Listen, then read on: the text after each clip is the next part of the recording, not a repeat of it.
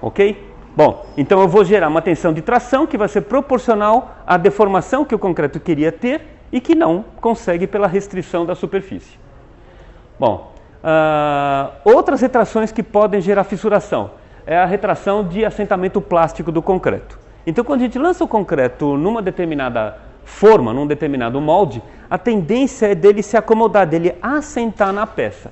Se esse concreto assenta, como aqui, né, ele acaba assentando, a água sobe, o material desce, ele pode ter atrito com a forma, e esse atrito com a forma pode gerar uma série de fissurazinhas. Basta ele ter um pouquinho de coesão, ou seja, se você gerar uma deformação, você tende a abrir a pasta. Ou então, quando ele tenta assentar sobre uma armadura que é rígida. E, como consequência, eu posso gerar uma fissura justamente sobre a armadura, o que vai significar a entrada facilitada do agente agressivo para corroer a armadura, né? Então, a gente tem que garantir que haja o mínimo possível de assentamento plástico. Obviamente que a parte mais deformável do concreto no estado fresco é a pasta, né? Que vai ter ar incorporado, é a parte menos rígida do sistema. Então, toda vez que a gente reduz o consumo de cimento, reduz o volume de pasta, a gente reduz também esse risco de assentamento e fissuração. O outro risco, claro, que a gente tem de fissuração no estado plástico é a retração por secagem inicial.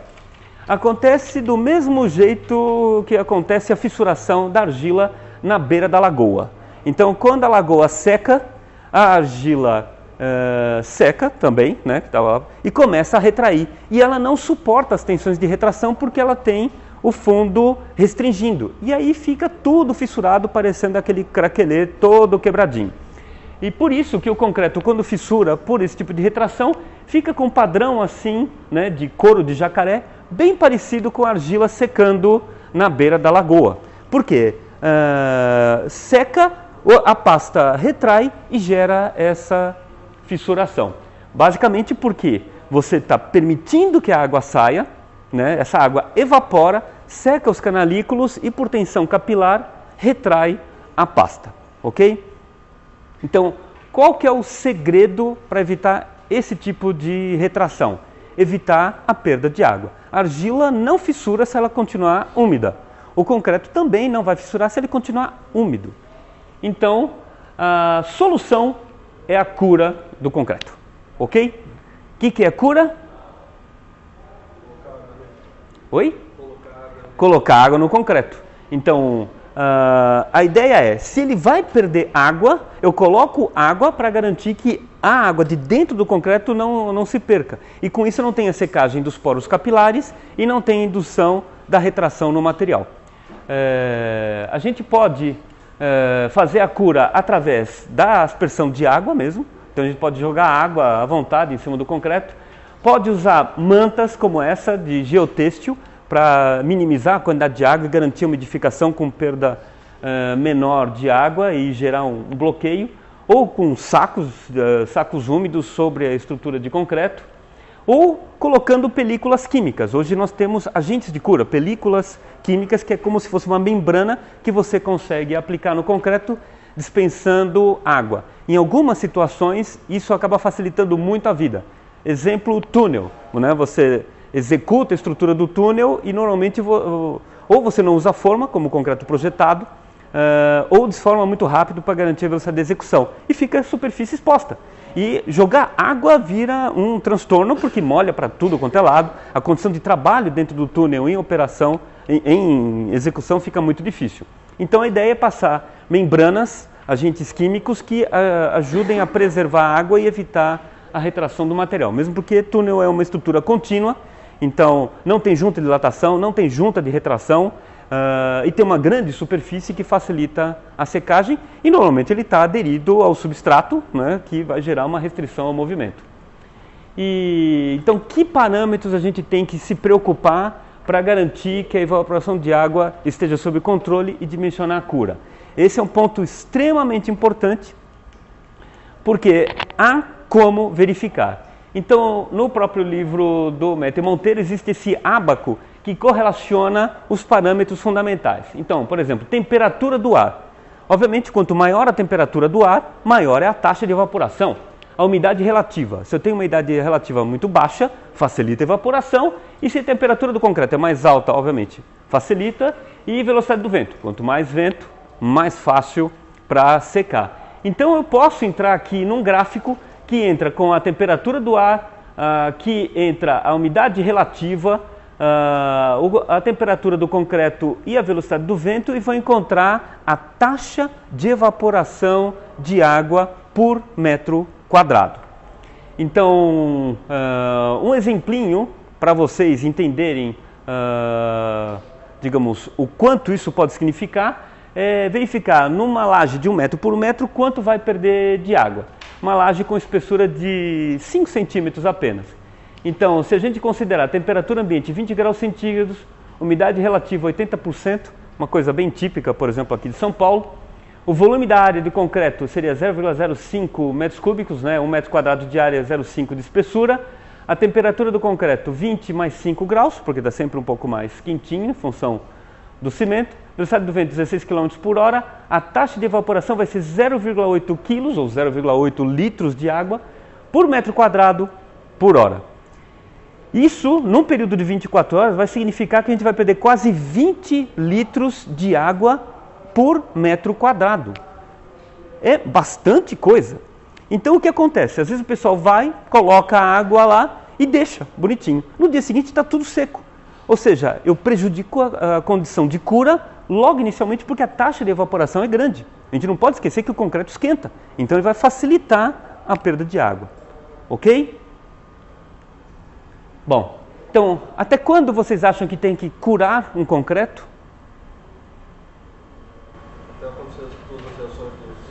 Até acontecer todas as reações do cimento, ou as principais, mas está correto o seu raciocínio. Todas as reações não, porque demora muito tempo, então a gente não vai curar a vida toda, porque as reações do cimento podem durar vários anos. Mas ele tem que ter as reações suficientes para garantir resistência, e essa resistência suportar as tensões provocadas pela retração que possa ocorrer, ok? Então, a norma brasileira de execução de estruturas de concreto, ela pede que o concreto tenha pelo menos 15 MPa. Ou seja, eu tenho que controlar a evolução de resistência do concreto. Quando ele chegou em 15 megapascal, eu vou ter uma resistência à tração tal que me garanta resistir aos esforços de retração por secagem inicial. O ACEI, o American Concrete Institute, ele define que o concreto tem que ter 70% da resistência de 28 dias. Ou seja, da resistência especificada. E isso, obviamente, vai depender de cada tipo de cimento. Se eu tenho um cimento de escória ou um cimento pozolânico, ele é mais lento. Se ele é mais lento, atingir os 70% vai chegar aqui acima dos 7 dias. Então, um cimento mais lento, eu tenho que curar mais tempo. Um cimento de alta resistência inicial, ele consegue atingir perto dos 70%, aqui já perto dos 3 dias. Então eu consigo antecipar o período de cura, porque ele vai ter resistência suficiente para suportar os esforços. Foi claro? Tudo tranquilo até aqui? Ok. Ponto fundamental. Normalmente esse é um assunto negligenciado em obra e ele é fonte de uma série de problemas.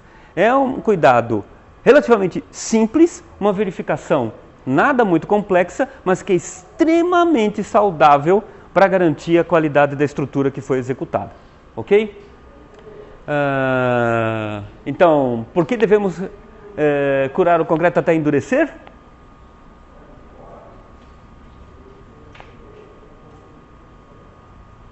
Vejam, eu não especifiquei um tempo, não é? O que as normas especificam é garantir uma resistência mínima, ou seja, ele está duro, resistente o suficiente para poder suportar as tensões, ok? Bom, então aqui tem um esqueminha para vocês, digamos, terem uma visão, acho que um pouco mais didática da coisa. Ou seja, eu vou ter aqui a evolução da tensão por retração e a resistência do concreto. Então, num primeiro momento, se eu não tenho cura, a minha elevação de tensão é muito rápida e intensa. Então, quando o concreto evoluir de resistência, ele não consegue superar as tensões. Então, ele vai acabar tendo uma fissura, ok? Se eu reduzo isso, essas tensões, com cura, evitando que os poros sequem logo de início, então a minha evolução de tensão acaba sendo reduzida. e a minha resistência acaba superando as tensões induzidas na estrutura. Então o concreto fica sem fissuras e fica todo mundo feliz com isso, ok? Existem algumas estruturas que são fundamentais, né, o controle da fissura. Então, por exemplo, reservatórios. Quanto mais fissura no reservatório, pior a função. Se eu tiver que executar a estrutura para um reator nuclear, não posso deixar fissurar, porque senão eu vou ter saída de coisas que eu não gostaria que estivessem do lado de fora. Então, nesses casos, não há problema nenhum em fazer uma super cura. Então, curar até 28 dias ou mais, não há problema nenhum, só para garantir que o concreto não vai ter risco qualquer de fissuração, ok? Vou contar só um causozinho para vocês. Foi de um estudo que a gente fez há algum tempo sobre retração ou de lajes ou estruturas contínuas sujeitas à fissuração. Então a gente procurou estudar como essa fissuração ocorria em lajes contínuas sem juntas. Só que algumas lajes foram feitas com cura e outras sem. E as lajes feitas com cura tiveram um padrão de fissuração realmente muito mais baixo. Então a gente usou cimentos com menor retração, usou fibras para controle da fissuração, mas aquilo que mostrou o maior grau de eficiência no controle de fissuração foi simplesmente a cura, ok?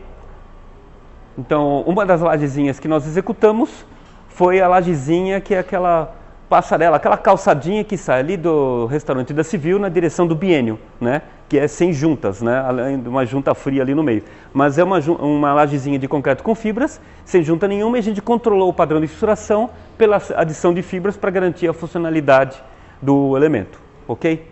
Então, se vocês quiserem, vocês podem dar uma reparada lá. Então, ou seja, a gente pode fazer e conviver com fissuras em casos específicos. Em outros casos, a fissura não é aceitável. Bom, agora a gente vai falar da retração por secagem e a fluência do concreto. E nós vamos falar das duas assim em paralelo, porque elas são muito parecidas em termos de padrão comportamental.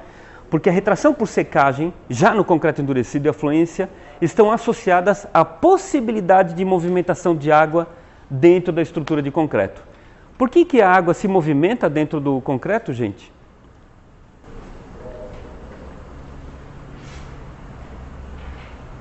O concreto tem poros.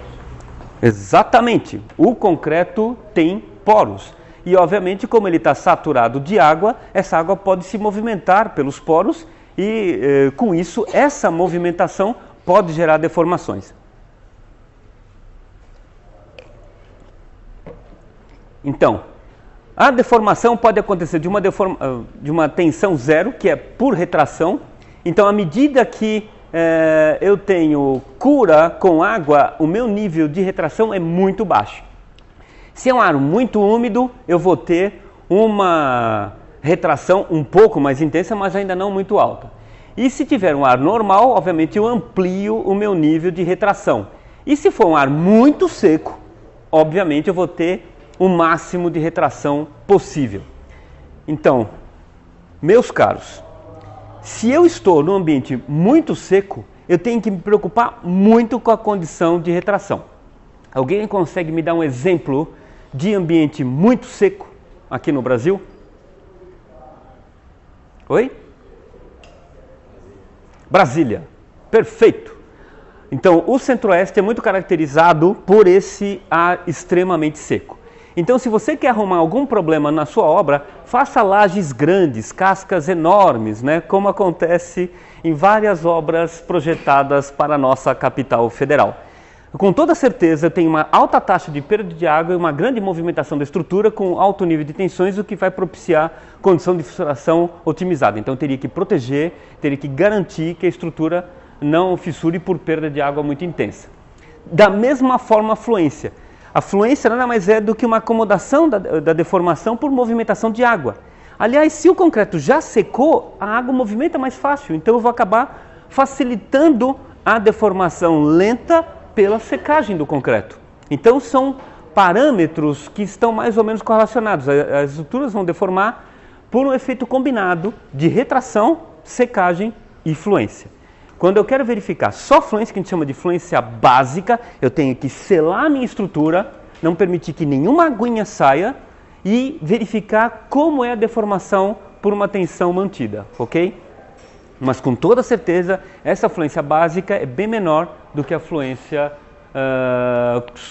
com a estrutura sujeita à secagem. Bom, então a retração por secagem tem o mesmo princípio, ou seja, vai reduzir, porque eu vou ter uma tensão capilar lá que vai gerar uma contração. Se eu tiver uma restrição a essa movimentação, eu posso gerar fissuras. E essa restrição pode ser o próprio agregado. O agregado não retrai por perda de água como retrai a pasta.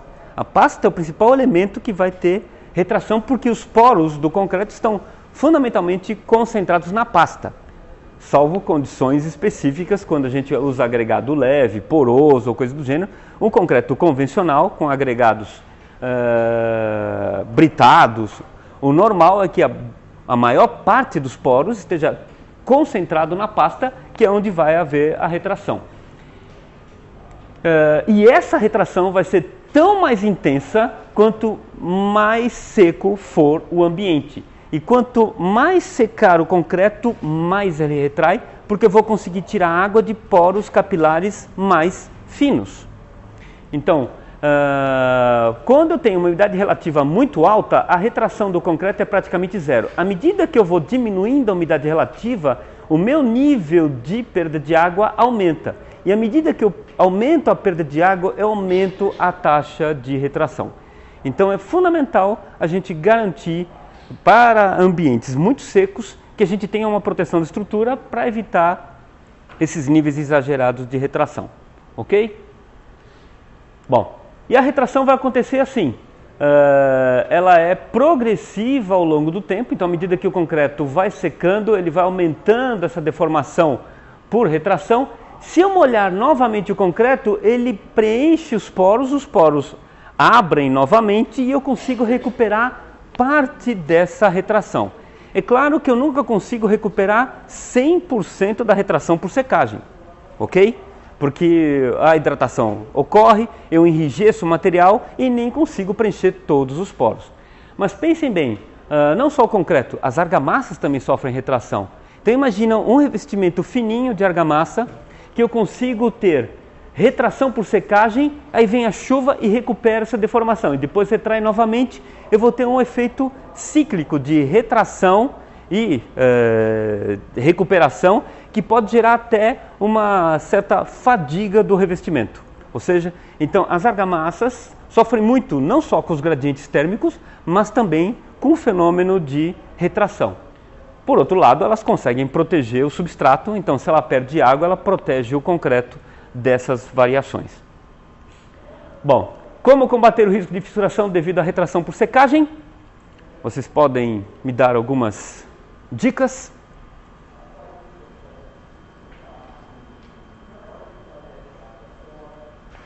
Serve qualquer dica, qualquer coisa. Até as equivocadas, porque a gente sempre aprende com os equívocos. A própria cura. Perfeito! Quando eu curo, eu evito que a água saia e evapore. Quando a água sai e evapora, ela abre os canais. Então, esse canal vai ser um caminho facilitado para a secagem do concreto quando estiver endurecido. E eu vou gerar mais retração. Então, quanto mais tempo eu curo, melhor vai ser a resistência do concreto à retração por secagem. Sensacional. Aliás, é o principal elemento que a gente tem que se preocupar. Garantir uma cura excelente do concreto. Então, cura prolongada é um excelente caminho. Então, o Ivan mandou muito bem, já acertou o primeiro ponto. Outra, aumentar a resistência à tração do concreto nas primeiras idades. Por exemplo, eu posso fazer concretos mais resistentes com uma cura para garantir que essas tensões por secagem, mesmo ao longo do tempo, sejam controladas. Usar fibra, porque mesmo que apareça uma fissura, eu vou ter um grampeamento dessas fissuras e vou controlar a propagação do dano.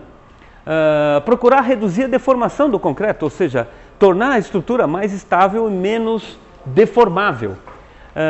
E fundamentalmente aumentar o volume de agregados ou diminuir o volume da pasta de cimento. Quanto menos cimento tiver no concreto, menor vai ser o nível de retração que ele vai apresentar, ok?